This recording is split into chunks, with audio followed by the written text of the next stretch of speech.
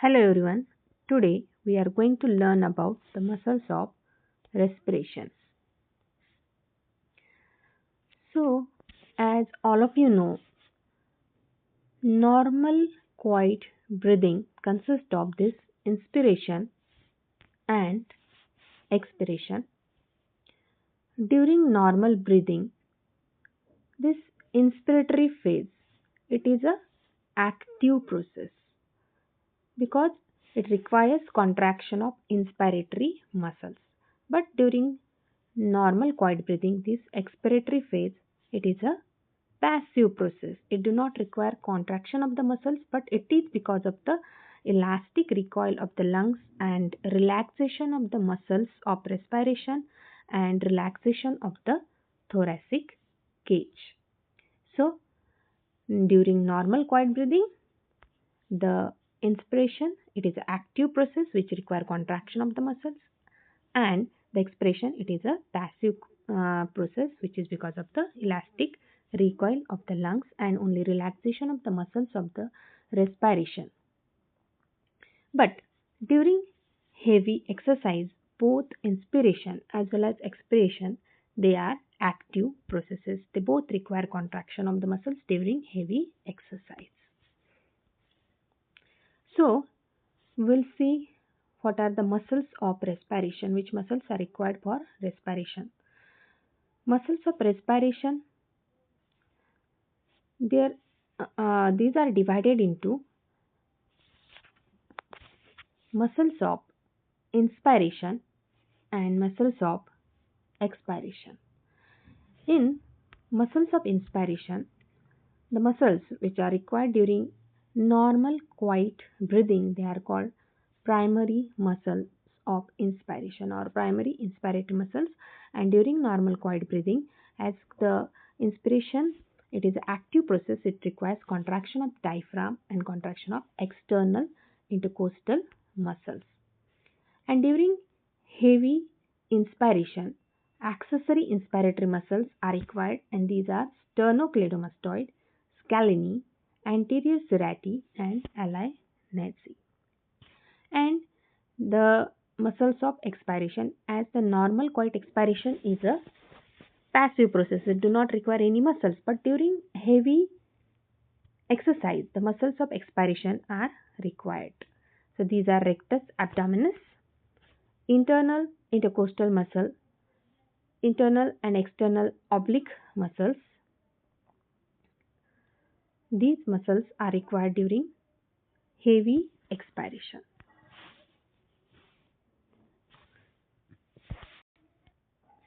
In muscles of inspiration, we'll see first of all the role of the diaphragm. This diaphragm, it is a dome shaped skeletal muscle, and it separates the thoracic cavity from this abdominal cavity. And it originates from the xiphoid process anteriorly, then the lower six ribs and their costal cartilages posteriorly, and upper three lumbar vertebra posteriorly. And their insertion is on the central tendon, and nerve supply of the diaphragm is by the phrenic nerve, that is having a root value of C3, C4 and C5. This diaphragm, it undergoes contraction and relaxation, altering the volume of the thoracic cavity and the lungs, producing either inspiration or the expiration.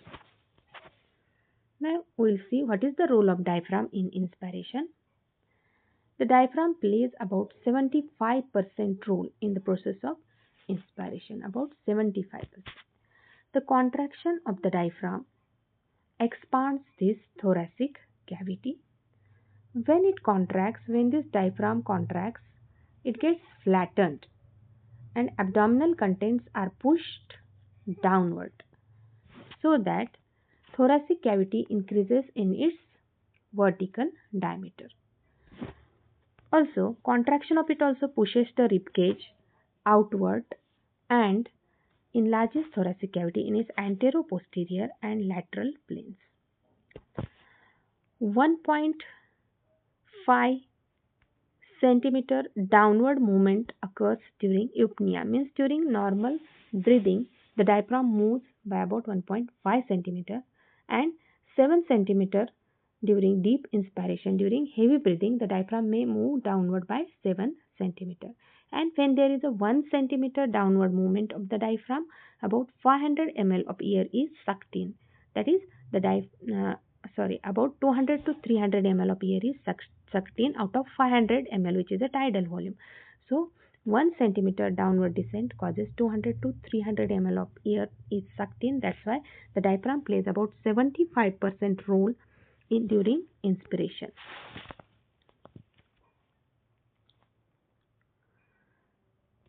And the diaphragm during expiration, as it is simply a passive process, it relaxes and pushes the thoracic cavity upward and decreases the thoracic expansion. It reduces the thoracic cavity and the lungs, and the air is expired out. Then role of intercostal muscles in respiration. External intercostal muscles. These are the external intercostal muscles which run inward and downward and contract during inspiration.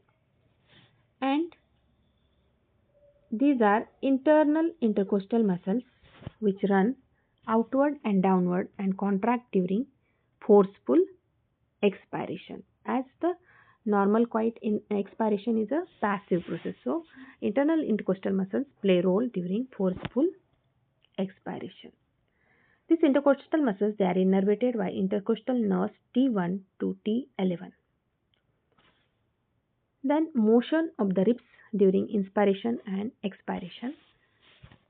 During the inspiration, in natural resting position, ribs slant downward. They slant downward during natural resting position, and this sternum, it falls backward towards the vertebral column. Then during inspiration, the rib cage is elevated, then the sternum is elevated and pushed forward away from the spines, and ribs project forward, increasing this antero-posterior diameter. It is mainly caused by contraction of external intercostal muscles. So this diaphragm and the external intercostal muscles, they play major role in during normal quiet inspiration. Then other accessory muscles which play role during heavy inspiration. They are sternocleidomastoids, which lifts upward on the sternum. Then anterior striati lift many of the ribs. The scalene lifts first two ribs, and the alainae, they cause flaring of the nostrils and decreases the resistance to the airflow.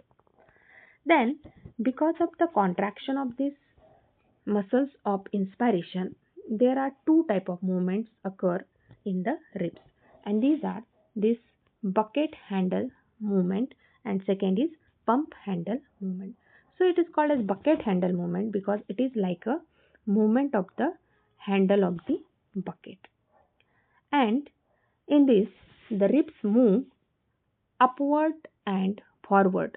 Mainly the lower 7 to 10 ribs, they move in this direction, that is the upward and the forward, like the handle of the bucket. Here in this diagram, this is the handle of the bucket.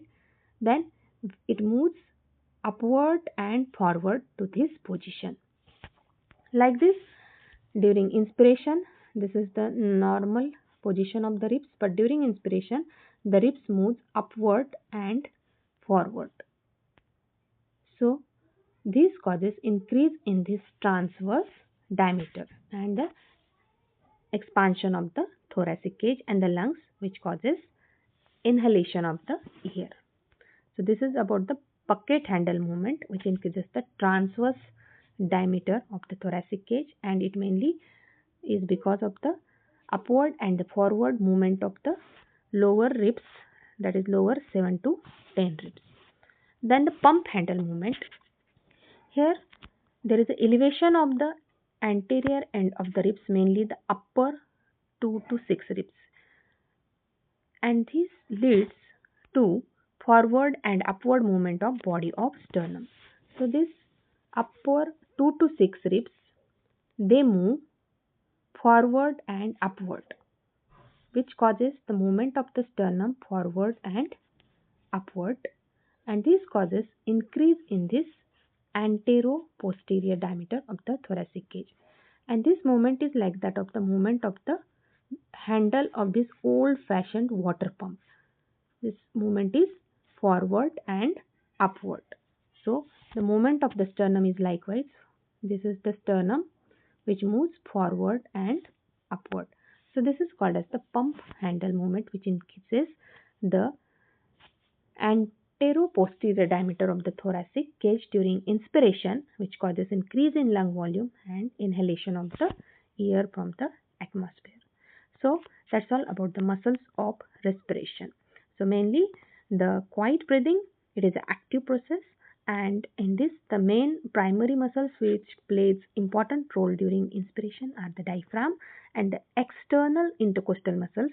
And the contraction of this diaphragm and external intercostal muscles, they expand the thoracic cage in vertical, anteroposterior and the transverse planes, and that's why in expanding the lungs and there occurs the inhalation. And the during normal quiet breathing, the expiration, it is a passive process, and during heavy breathing, it is mainly because of the contraction of the internal intercostal muscles, the contraction of the abdominal muscles, then the elastic recoil of the lungs, elastic recoil of the thoracic cage. So that's all about the muscles of respiration. Thank you.